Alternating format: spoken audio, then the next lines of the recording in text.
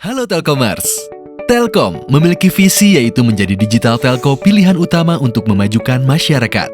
Sehingga penerapan customer-centric culture perlu dilakukan di Telkom untuk menciptakan customer experience yang lebih berkualitas dan memberikan value terhadap perusahaan.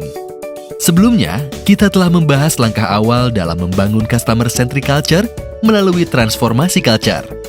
Langkah selanjutnya yaitu bagaimana mendapatkan dukungan penuh dari eksekutif untuk memimpin transformasi CX. Dalam proses transformasi budaya, perusahaan yang tidak mendapatkan dukungan eksekutif akan mengalami kegagalan.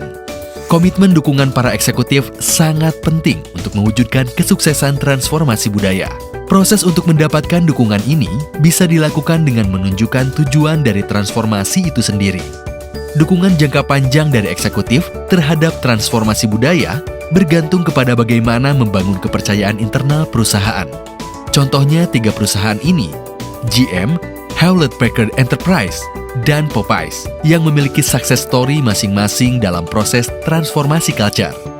Popeyes membuat 34 buah kartu berisi nilai-nilai yang menggambarkan purpose perusahaan. Kemudian, para eksekutif diminta untuk memilih 3 kartu yang paling mewakili pendapatnya.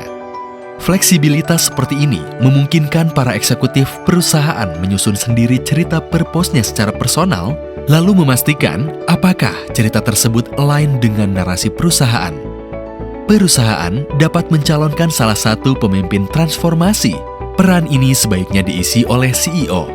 Toby Cosgrove, CEO Cleveland Clinic, adalah contoh nyata untuk proses transformasi culture dalam rumah sakit. Toby menceritakan tentang customer experience yang menjadi pengalamannya saat terdapat kekurangan dalam pelayanan di rumah sakit.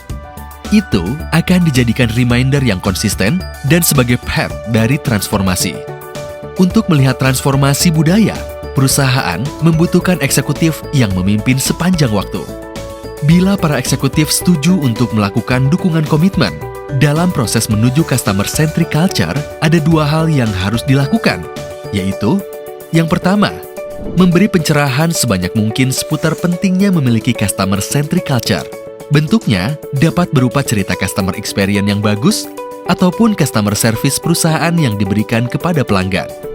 Yang kedua, menggunakan leading indicator measure untuk mengukur kepercayaan, perilaku, dan sikap dalam organisasi untuk memberikan informasi hal apa saja yang telah mengalami perubahan.